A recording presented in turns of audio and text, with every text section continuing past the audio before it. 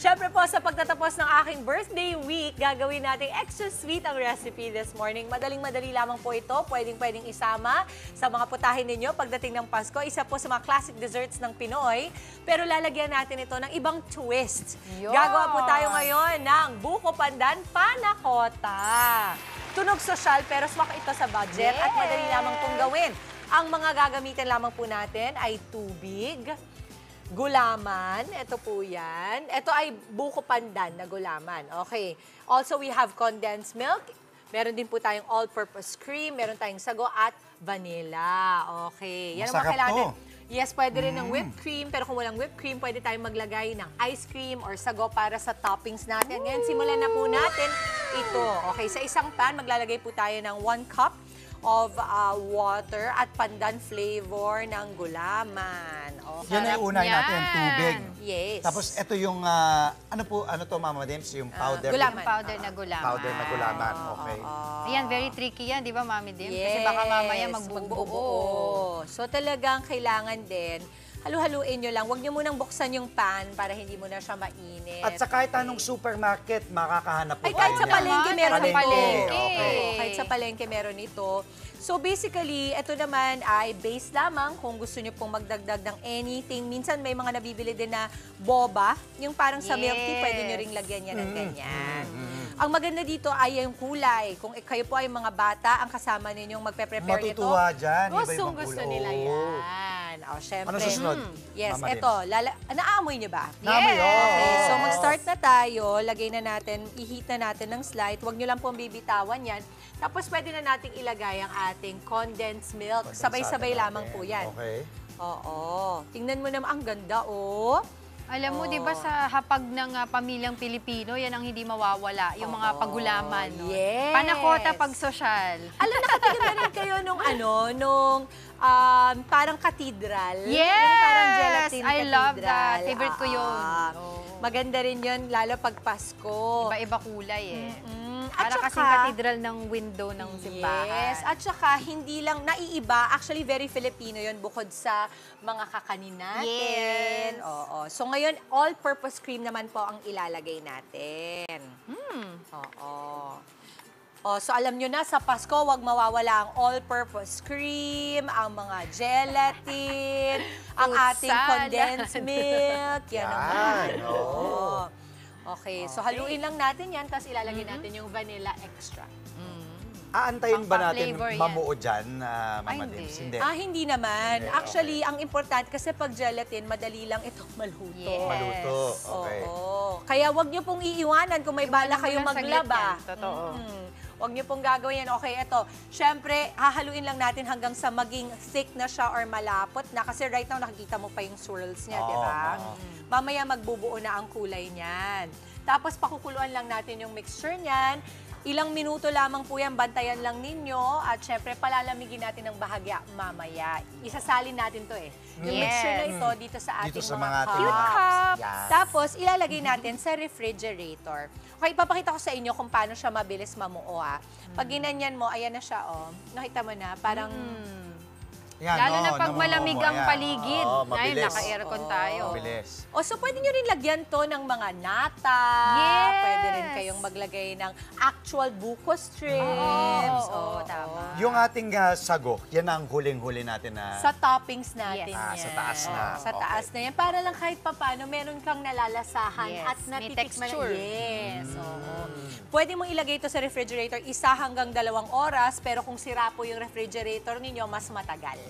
Na-try ko na yan eh. Kasi bakit ganun? Parang hindi lumalamig yung Yung nilalagay pala ko, yung sira. pala sira yung refrigerator or naiwang bukas. Alam mo bang nangyayari mga kapatid? Bukod sa mataas ang kuryente yung naiwan, nakasiwang yung refrigerator, sira. Yan. Ice cream, pwede din, no? Pwede yung lagyan ng ice cream, Ice depende sa inyo. Hahaluin lang nating maigi. Tapos kapag medyo malapot na, ita-transfer na natin sa ating container. Some people like to use the smaller Mga gantong containers. maliliit Yes. na Pwede itong ibenta ha. At kung may catering service kayo na negosyo, Swak yan. pwede ito. Oo. Pwede rin yung mga coffee jelly. Same procedure, different lang po ang flavoring. Oo. Naalala ko yung nanay ko pag gumagawa ng ganyan, yung lagayan niya, merong mga shape sa ilalim. Ay, cute so, naman. pagka nilagay mo siya sa serving plate, merong may star, may heart, or animals. Yung bata kami, naalala ko yan. Ang mami mo na sadyang postura, napakaganda. Oo. Walang kupas. Oo. Na-i-date mo this weekend. So baka Yes. pwede niyong gawin to, Yes, Mama Angela. pwede. Banding session, no? Maganda. So, Okay. gano'ng katagal pa, Mama Dems, yung... Mga 45 years Wow, pa. sige, antay pa tayo. Mga 45 Joke lang, ito na naman. taon pa. Okay, Hindi. okay. Pinapalapot ko lang. Kasi syempre, hindi pa gano'n. Hindi mo to pwedeng, madaliin ang pagkalapot niya. Kasi ang mangyayari niyan ay masusunog. Yes. May cream siya, may milk siya.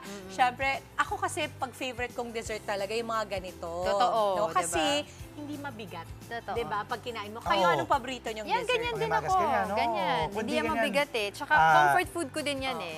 Leche flan. Pwede. Ay, Hindi. masarap yung leche flan. Di ba gumawa tayo ng leche flan? Yes, Pero masarap. medyo fail yung ginawa nating leche flan. Kaya nagmukhang Hindi naman. bread, pudding. Masarap Ako, pa Ay, rin. doon tayo sa mga katotohanan na, Andre, Ron. Okay. Ano, Diyos ko, Andre? Hindi, kahit anong gawa mo, perfect para sa akin. Ayun, Oh, Perfect mga to you. kapatid, pagka meron kang Perfect daw, pwede niya inubos.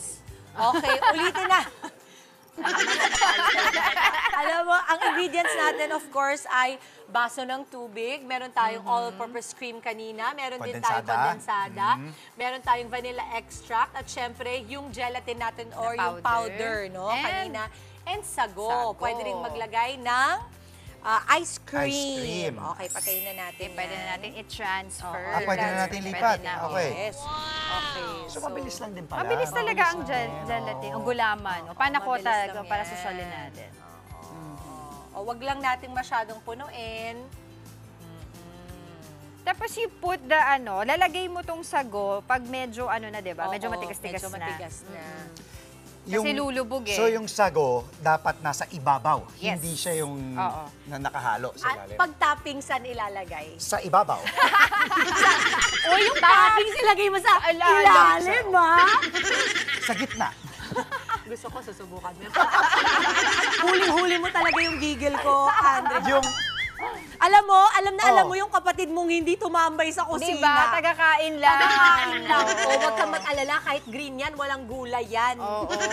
gusto ko to, pandan. Ito, buko Gano'ng pandan. katagal ilalagay Ilagay natin, sa baka maano ka. refrigerator? 1 to 2 hours. Isang hanggang dalawang oras. So kung Okay. meron kayong bisita, bandang 6 p.m. pa lang, ilagay nyo na. lagay nyo na. Para fresh. Okay. Oo. Ref lang, wag sa freezer kasi maninigas masyado. And I think kung gusto nyo rin na i-involve po yung mga anak ninyo, pwede nyo rin ibahin yung kulay. Kaya lang naman green to kasi nga buko Buko pandan. Buko pandan. Sarap. Pero kunwari strawberry o kaya Di ba may yellow? Yes, Mango flavor. yellow, Mango flavor. and pink. Okay. Yes! Ang sarap talaga Sarap! nitong nakaka-holy Bakit nakakahuli? Hindi, joke. Yummers! Ito ang tinatawag natin buko pandan panakota.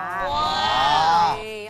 Sige, alam mo, yung panakota kasi di ba may gatas siya. Sige na nga, dahil may gelatin panakota, parang gano'n. Oo. Anong gusto mo?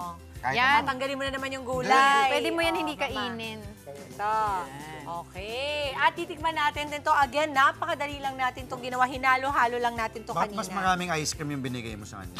Ha? Bakit mas maraming ice cream? Siloso naman itong inggit. O di, kainin mo na. Yung Lahat dalawa na. sa'yo na. Yun na lahat. Pag yan, tingnan mo. Nag-vlog na naman. 2 years Ayoko old na. talaga tong anak kong to eh. Ang hirap eh. Buti na lang wala siyang nasabi. Huwag mo nang paalala. Ay, talaga pala. Okay, syempre yung toppings natin, pwedeng sago, kagaya po nito. Pwede, or tapioca, pwede po tayo ng whipped cream sa mga social dyan. Parang hindi pa ako nagkaroon ng whipped cream na. Sarap po nito.